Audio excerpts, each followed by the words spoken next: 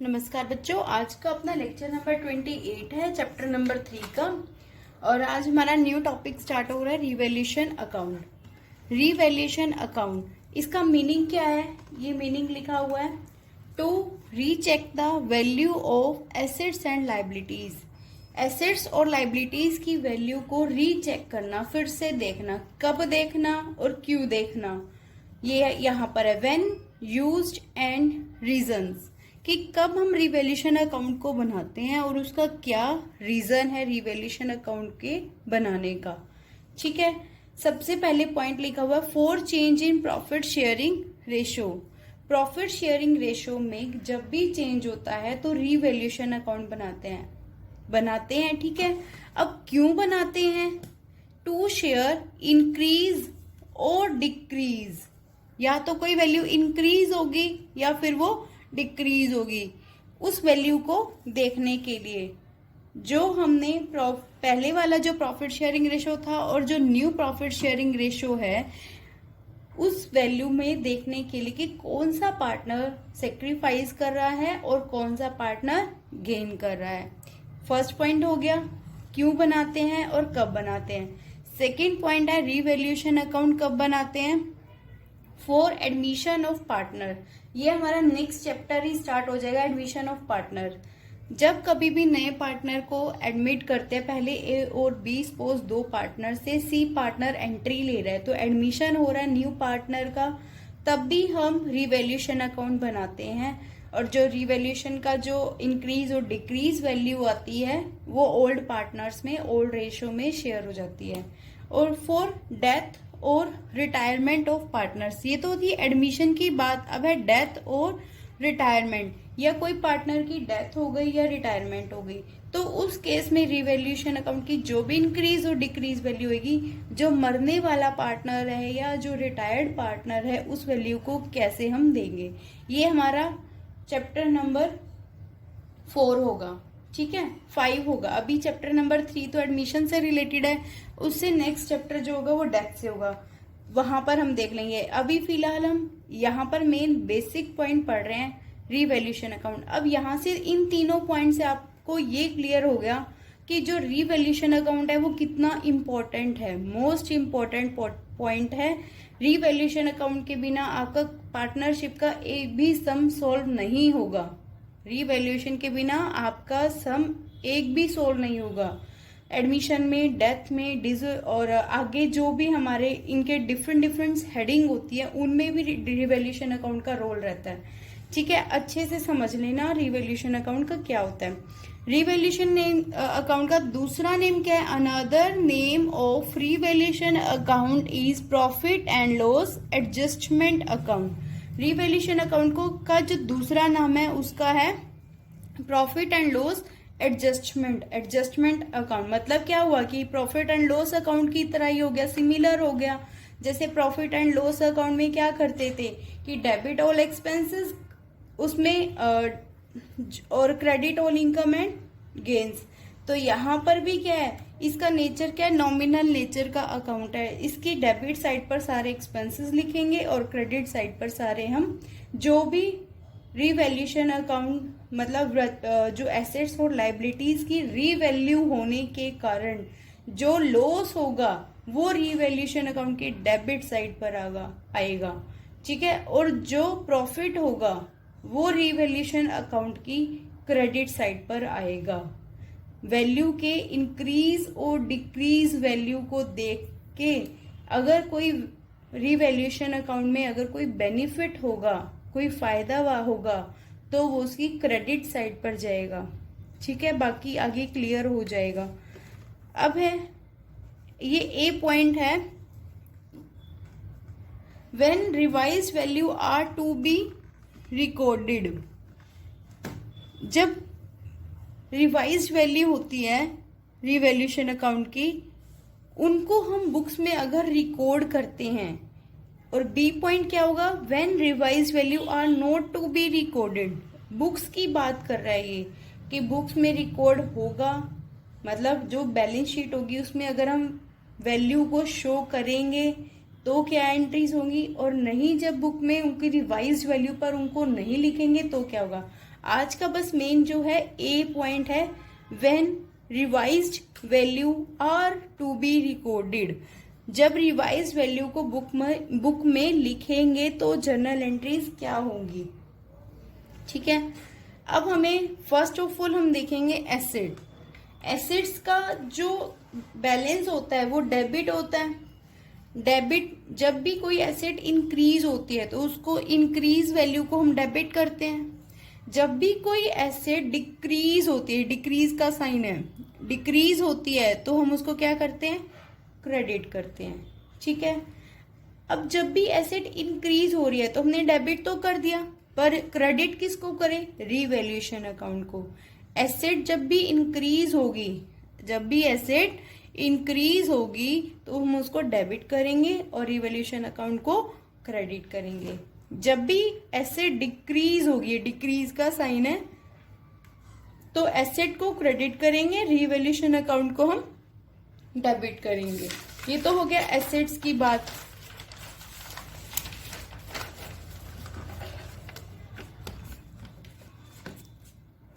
अब है लाइबिलिटीज।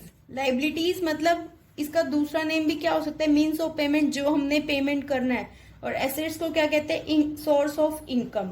ठीक है, लाइबिलिटीज है मीन्स ऑफ पेमेंट। अब इसको पे करने के हिसाब से देखते हैं। जब भी हमारी कोई लाइबिलिटी इंक्रीज होती है तो उसको हम क्रेडिट करते हैं। जब भी हमारी कोई लाइबिलिटीज डिक्रीज होती है, मतलब हमें वो पेमेंट नहीं करनी, तो उसकी वैल्यू क्या है, डिक्रीज हो रही है तो डेबिट होएगी। अब रिवैल्यूएशन के पॉइंट ऑफ व्यू से देखें तो एसेट, जब भी हमारी लाइबिलिटीज इंक्रीज हो रही है तो हमने क्रेडिट तो कर दिया, पर डेबिट किसको करेंगे, रिवैल्यूएशन अकाउंट को। और लाइबिलिटीज जब हमारी डिक्रीज हो रही है तो लाइबिलिटीज को हमने डेबिट कर दिया टू रिवैल्यूएशन अकाउंट। ठीक है, अब ये थर्ड पॉइंट में कह रहे हैं कि ऐसे ही हमने एसेट्स लाइबिलिटीज का हमने ट्रीटमेंट कर दिया। ठीक है, अनरिकॉर्डेड एसेट्स का भी, अनरिकॉर्डेड लाइबिलिटीज का। जो अनरिकॉर्डेड एसेट्स होती है उनकी वैल्यू, मतलब एसेट्स क्या हो रही है, अनरिकॉर्डेड एसेट्स का मतलब क्या है, एसेट्स इंक्रीज हो रही है। इंक्रीज हो रही है तो हम क्या करेंगे, assets account debit to revaluation account. और ऐसी अनरिकॉर्डेड लाइबिलिटीज, अनरिकॉर्डेड लाइबिलिटीज मतलब हमें अब ज्यादा पेमेंट करनी है फ्यूचर में, तो लाइबिलिटीज इंक्रीज हो रही है। लाइबिलिटीज इंक्रीज हो रही है तो revaluation account debit to unrecorded liabilities. ये इन्हीं का ही पॉइंट हो गया। अब है ऐसे हमने किया, रिवैल्यूएशन अकाउंट बना दिया। अब अगर उसकी क्रेडिट साइड ज्यादा है डेबिट साइड से, क्रेडिट साइड ज्यादा है, credit side is in access, ज्यादा है क्रेडिट साइड, तो क्या होगा, रिवैल्यूएशन अकाउंट में प्रॉफिट होगा। और वो प्रॉफिट कहाँ शेयर कर देंगे, पार्टनर्स के कैपिटल अकाउंट में। Revaluation account debit to partners capital account. Credit side अगर ज्यादा है तो फिर हम वो जो प्रॉफिट होगा उसको पार्टनर्स के कैपिटल अकाउंट में शेयर कर देंगे। अब हमारी अगर डेबिट साइड ज्यादा आ गई, debit side is in excess, excess मतलब ज्यादा आ गई, तो हम क्या करेंगे, पार्टनर्स के कैपिटल अकाउंट को डेबिट कर देंगे, क्योंकि अब नुकसान हो रहा है। और जब कभी पार्टनर्स के कैपिटल अकाउंट में नुकसान ट्रांसफर करते हैं तो वो डेबिट होते हैं। Partners capital account debit to revaluation account. ये तो एक हो गया। ए मतलब यहाँ पर ए फर्स्ट पार्ट हमने किया था ना, when revised value are to be recorded in the book, ये हो गया ए। अब है बी पॉइंट भी हम करेंगे। ठीक है, पहले इससे रिलेटेड आपको एक सम करवा देती हूँ ए पॉइंट का।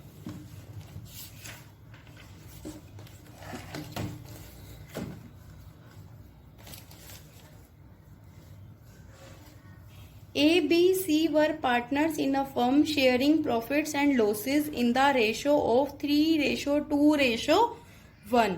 On March 31st, 2017, their balance sheet was as follows. Balance sheet दी हुई है as at 31st March 2017.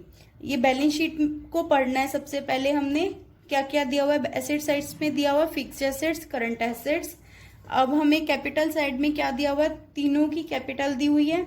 A B C यहाँ पर कुछ नहीं बताया, फिक्स्ड कैपिटल है। ठीक है, अब यहाँ पर हम फिर क्या लेकर चलेंगे कि कैपिटल अकाउंट्स फ्लैक्चुएटिंग है, ठीक है। रिजर्व फंड दिया हुआ है, रिजर्व फंड का हमारा रोल रहेगा ना, रिजर्व को हम क्या करते हैं, reserve account debit to old partners ABC। ठीक है। अब है क्रेडिटर्स, इसका कोई अभी देखेंगे आगे हम रिवॉल्यूशन में अकाउंट बनाते हुए कि क्रेडिटर्स का कोई रोल है या नहीं।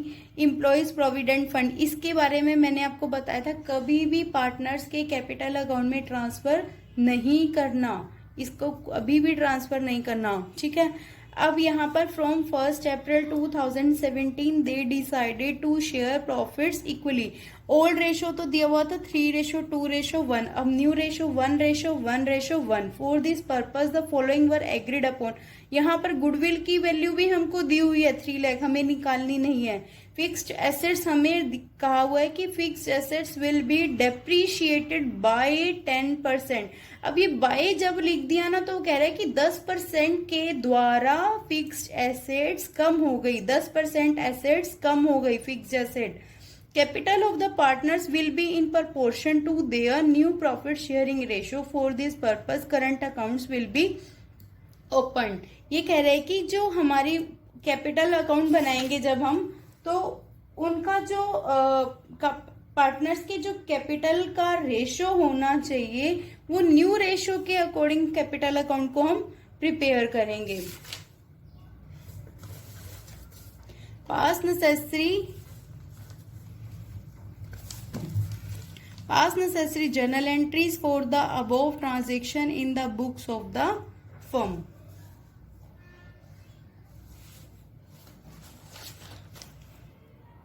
अब हम सम सॉल्व करना स्टार्ट करते हैं। ठीक है। फर्स्ट ऑफ ऑल हमें गुडविल का दिया हुआ था और गुडविल कितनी वैल्यू दी हुई थी, 3 लाख। अब हमें एक 3 लाख हमें गुडविल दी हुई थी, ये हम रफ पेज ले लेते हैं अपना।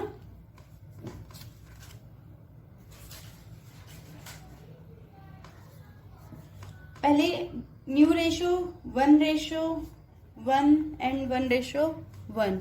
ओल्ड रेशो हमारे पास क्या था, 3:1। यहां से आप लोग सबसे पहले सेक्रीफाइस या गेन निकालोगे, सेक्रीफाइसिंग रेशो का फॉर्मूला लगा दो, old ratio minus new ratio. A का क्या आएगा, 3/6 माइनस 1/3। 1/6 ये सेक्रीफाइस करेगा, जो बी है 2/6 माइनस 1/3 नील रहेगा, और सी 1/6 माइनस 1/3 1/6 ये गेन करेगा। इतना आपको क्लियर है। ठीक है। हमने न्यू सेक्रीफाइसिंग रेशो निकाल लिया। अब हमारे पास जो गुडविल की वैल्यू थी वो कितनी की थी, 50,000। 50,000 हमारे पास गुडविल है।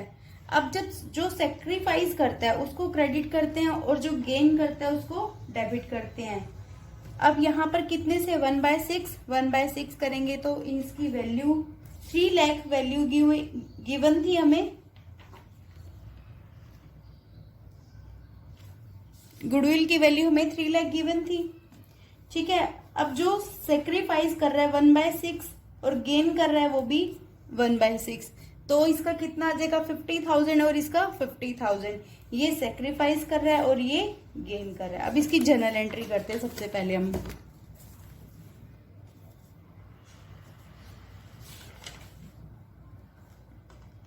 सी is capital account debit to is capital account 50,000 and 50,000। C gain कर रहा था, ए सेक्रीफाइस कर रहा था। सी गेन कर रहा था तो डेबिट कर दिया, और ए सेक्रीफाइस कर रहा था इसको क्रेडिट कर दिया। यहाँ पर आप लिख लेना फॉर्मेशन की जो नरेशन होती है, treatment of goodwill due to change in profit sharing ratio. अब हमारे पास गुडविल का ट्रीटमेंट हो गया, उसके बाद हमारे पास रिजर्व दिया हुआ है। रिजर्व को हम क्या करते हैं, रिजर्व की वैल्यू हमें गिवन थी 18,000। Reserve account debit to A's capital account to B's capital account to C's capital account. 18,000 को 3 to 1 में करोगे तो आ जाएगा 9,000। 6,000 एंड यहाँ पर 3,000। अब हमारे पास कौन सी एंट्री आएगी? रीवैल्यूएशन। रीवैल्यूएशन की सिर्फ एक ही बताई हुई थी कि जो फिक्स्ड एसेट्स थी वो डेप्रिशिएट हो गई बाय 10%। फिक्स्ड एसेट की वैल्यू थी 1,80,000। 1,80,000 का 10% कितना हो गया? 18,000। 18,000 से डेप्रिशिएट हो गई। जब भी एसेट डेप्रिशिएट होती है तो एसेट को क्या करते हैं? एसेट को क्या करते हैं? क्रेडिट करते हैं। तो revaluation account debit to fixed assets.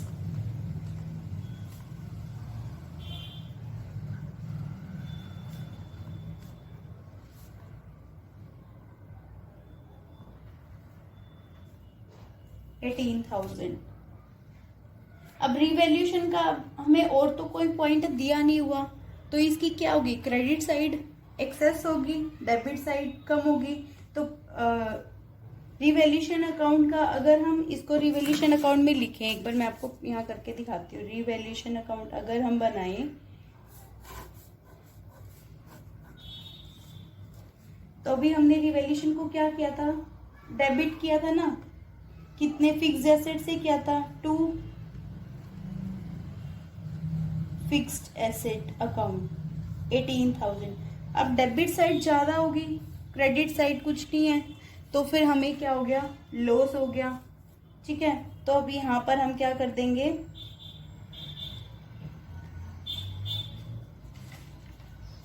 By loss on revaluation 18,000 का ना, तो इसको ट्रांसफर कर देंगे पार्टनर्स के कैपिटल अकाउंट में। A's capital account, B's capital account and C's capital account. 18,000 को जब हम करेंगे तो क्या आ जाएगा? 3 to 1 में करेंगे तो ये आ जाएगा 9,000, 6,000 एंड 3,000। ये आपको वर्किंग नोट में बनाना है, क्योंकि हमें सब में बोला नहीं हुआ कि आपको कोई अकाउंट बनाना है। हमने सिर्फ जर्नल एंट्रीज पास करनी है। ये मैं आपको करके दिखा रही हूँ ताकि आप लोगों को समझ आ जाए। ये 18,000 ऐसे हो जाएगा। यहाँ पर ये अकाउंट्स क्लोज हो गया 18,000 से।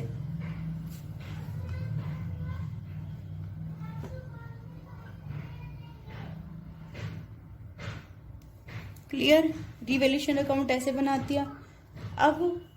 अब हमने तो जर्नल एंट्री पास करने है, तो जर्नल एंट्रीज में हम कैसे लिखेंगे?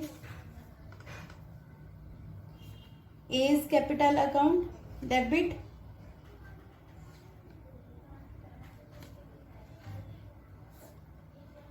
बीज capital account debit, C's capital account debit. क्योंकि लॉस है, लॉस को जब भी हम पार्टनर्स के कैपिटल अकाउंट में लिखते हैं तो लॉस पार्टनर्स के कैपिटल अकाउंट में डेबिट होता है। To loss on revaluation account, या रिवैल्यूएशन लिख दो सीधा।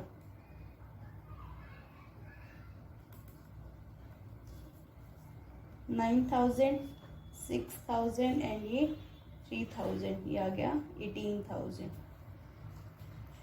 क्लियर? यहाँ तक कोई भी मुश्किल काम नहीं था। सबसे पहले हमने गुडविल का ट्रीटमेंट किया, रिजर्व को ट्रांसफर कर दिया, फिक्स एसेट को रिवैल्यूएशन अकाउंट में लिख दिया, और फिर यहाँ पर हमने रिवैल्यूएशन का लॉस हमने ट्रांसफर कर दिया। 4 ये एंट्री हमें दी हुई थी स्टेटमेंट के अकॉर्डिंग, सम के अकॉर्डिंग हमने कर दिया। अब यहाँ पर देखो ये लास्ट पॉइंट जो दिया हुआ है, ये कह रहा है कि capitals of the partners will be in proportion to their new profit sharing ratio. जो पार्टनर्स का कैपिटल है वो नई प्रॉफिट शेयरिंग रेशो के अकॉर्डिंग होना चाहिए। मतलब जो उनकी कैपिटल है ना वो न्यू रेशो के अकॉर्डिंग इक्वल होनी चाहिए, क्योंकि न्यू रेशो तो इक्वल है। For this purpose current account will be open. अगर किसी के पास इक्वल अमाउंट से ज्यादा का अमाउंट है वो उसके वापस करंट अकाउंट में ट्रांसफर कर दो, उसके करंट अकाउंट में ट्रांसफर कर दो, उनको वापस नहीं देना, करंट अकाउंट उनके लिए ओपन करना है। अब यहाँ पर सबसे पहले तो हमें उनके लिए निकालना होगा, क्योंकि इन सारी कैपिटल्स को ऐड करना होगा। जो डेबिट है उनको माइनस करना होगा, जो क्रेडिट हो रही है उनको प्लस करना होगा। एडजस्टेड कैपिटल निकालना होगा हमें।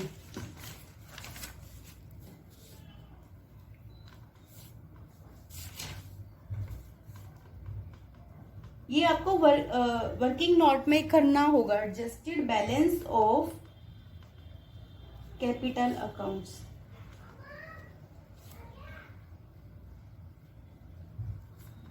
सबसे पहले ए का निकालते हैं। ए की कैपिटल कितनी दी हुई थी? 50,000 बैलेंस शीट में दी हुई है, 50,000। उसके बाद ए को देखो, कहीं जहां पर डेबिट कर रहे हैं वो माइनस करेंगे, क्रेडिट कर रहे हैं तो वो प्लस करेंगे। यहां पर ए को क्या कर रहे हैं हम? क्रेडिट कर रहे हैं। कितने से कर रहे हैं? 50,000, तो ये प्लस हो जाएगा 50,000। अब ए को देखो, ये भी क्रेडिट कर रहे हैं 9,000 से, ये भी प्लस हो जाएगा। अब यहां पर ए को डेबिट कर रहे हैं 9,000 से, तो ये माइनस हो जाएगा।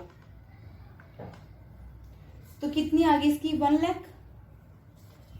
ऐसी बी का अगर हम करेंगे, उसके पास है 40,000 प्लस 6,000, ये आप चेक कर लेना, एक मैंने आपको समझा दिया, ये आ गया वापस से 40,000। सी 30,000 उसकी बैलेंस शीट में दी हुई है कैपिटल, ये सी डेबिट हो रहा था गुडविल में, और जब रिजर्व ट्रांसफर किया था प्लस 3,000, रिवैल्यूएशन का लॉस है माइनस 3,000, ये आ गया माइनस 20,000। जब भी अकाउंट्स में माइनस की अमाउंट आती है तो उसको हम ब्रैकेट में लिखते हैं, ठीक है, ये माइनस है। अब कितना हो गया? 1 लाख प्लस 40,000 माइनस 20,000, 1,20,000। अब 1,20,000 को तीनों पार्टनर्स में इक्वल इक्वल डिवाइड करना है, ठीक है। तो इसके अकॉर्डिंग जब हम 1,20,000 के अकॉर्डिंग इक्वल देखेंगे तो कितना हो गया? 1/3, 1/3, 1/3, 40,000, 40,000 और 40,000, इक्वल इक्वल इक्वल कैपिटल।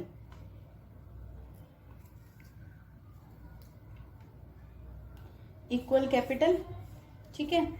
अब 40,000, जबकि ए के पास कितना है? 1 लाख है।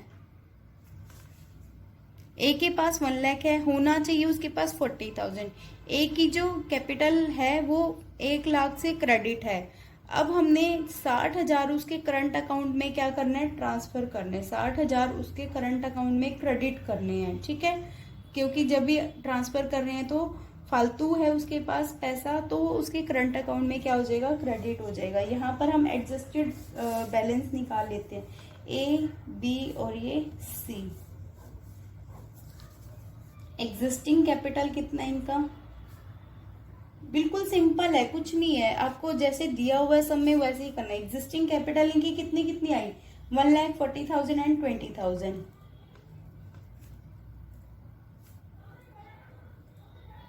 और होनी कितनी चाहिए? रिक्वायर्ड कितनी है, या शुड बी लिख सकते हैं यहाँ पर। कितनी कैपिटल होनी चाहिए इनकी? 40,000, 40,000 एंड 40,000।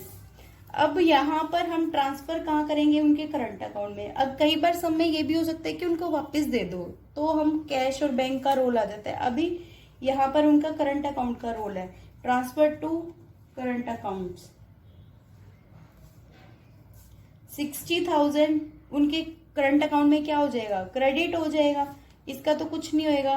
और 20 यहाँ पर देखो, इसको इसके पास पहले से ही कम है, 40,000 रिक्वायर्ड है, तो 20,000 जो 60,000 है, 20,000 की तो कमी ऑलरेडी है ही, कमी है इसके पास। 40,000 और भी चाहिए, तो टोटल कितना पैसा चाहिए? 60,000। यहाँ पर ये डेबिट कर देंगे, करंट अकाउंट से उसके लेंगे, ठीक है, इसका मतलब ये हुआ। यहाँ पर देखो, ये माइनस करके यहाँ 20,000 मत लिख देना, पहले से उसके पास कमी चल रही है 20,000 की, 40,000 और चाहिए, ठीक है, 40,000 ही चाहिए।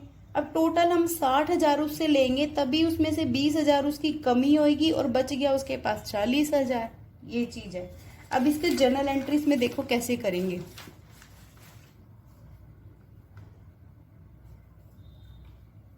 ए की तो क्या थी? करंट अकाउंट को हमने क्या करना था? क्रेडिट करना था, तो कैपिटल अकाउंट को क्या कर देंगे? डेबिट कर देंगे। A's capital account debit to A's current account 60,000।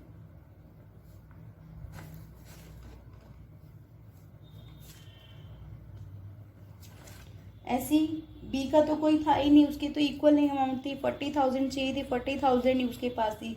सी के पास 20,000 की पहले ही कमी थी और करने हमको 40,000, तो 60,000 मंगवाएंगे पहले, उसका वो कमी को पूरा करेंगे 20,000, फिर 40,000 जो रिक्वायर्ड अमाउंट है उसको पूरा करेंगे। तो ए के करंट अकाउंट को हम क्या कर देंगे, डेबिट कर देंगे। सी के C's current account debit to C's capital account. यहां पर आपका ये सम फिनिश हो गया, कंप्लीट हो गया। ठीक है, अब आई होप आपको क्लियर हो गया होगा। देखो फर्स्ट ऑफ ऑल में तो हमने गुडविल का ट्रीटमेंट किया था, सेकंड में हमने रिजर्व ट्रांसफर किया, फिर रिवैल्यूएशन की सिर्फ एक ही एडजस्टमेंट दी हुई थी उसको ट्रीट कर दिया, रिवैल्यूएशन का लॉस निकाल दिया। फिर यहाँ पर हमने उनकी जो कैपिटल थी वो न्यू रेशो के अकॉर्डिंग होनी चाहिए थी, तो हमने उनकी पहले वाली कैपिटल एडलेस करके ये निकाल लिया हमने 1,20,000 के अकॉर्डिंग 40,000 ईच होनी चाहिए इक्वल इक्वल। और उनके पास है कितनी एग्जिस्टिंग 1,40,000 और इसके पास तो है ही नहीं, 20,000 की कमी और चल रही है, इसकी तो माइनस में चल रहा है ये। तो रिक्वायर्ड कैपिटल क्या हो गया 40,000 40,000 40,000 और ये 60,000 फालतू है इसके पास, जो फालतू का इसका कैपिटल है उसको डेबिट कर दो और करंट को क्रेडिट कर दो। इसके पास पहले से ही कमी चल रही है तो 60,000 इससे इसके करंट अकाउंट से निकलवाएंगे और तो फिर यहाँ से करंट अकाउंट को डेबिट कर देंगे टू सी कैपिटल अकाउंट में ट्रांसफर कर दे। सी के कैपिटल करंट अकाउंट से निकाल के सी के कैपिटल अकाउंट में ट्रांसफर कर दिया, तो करंट अकाउंट से निकलवाया तो फिर वो डेबिट हो गया और सी के जो कैपिटल अकाउंट में हमने ट्रांसफर कर दिए। ऐसे यहाँ पर ये देखो कि इसका जो करंट अकाउंट था उसमें डाल दिए और कैपिटल अकाउंट में से निकाले थे। कैपिटल अकाउंट में 1 लाख थे ना, तो फालतू दे 60,000, तो 60,000 हमने कैपिटल अकाउंट से निकाले थे और करंट अकाउंट में हमने ट्रांसफर कर दिए। Okay, thank you. अब आपके यहाँ पर जो चैप्टर नंबर 2 है वो कंप्लीट हो गया, सिर्फ एक छोटा सा टॉपिक रह गया, बाकी आप लोग सारी इलस्ट्रेशन अब कर लेना। आपको कोई प्रॉब्लम आती है तो कमेंट बॉक्स में लिख देना। अब सिर्फ लास्ट का जो इलस्ट्रेशन नंबर है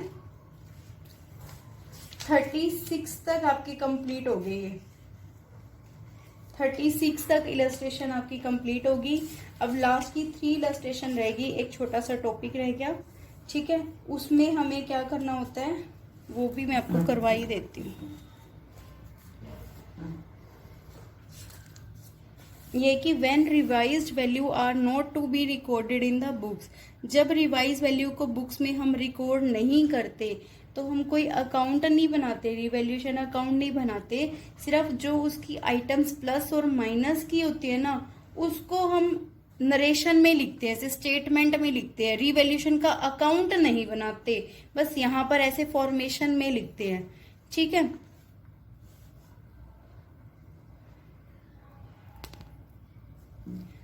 और फिर वहां से आपको सेक्रीफाइसिंग और गेनिंग रेशो निकालना होता है, बस इतना सा ही काम है।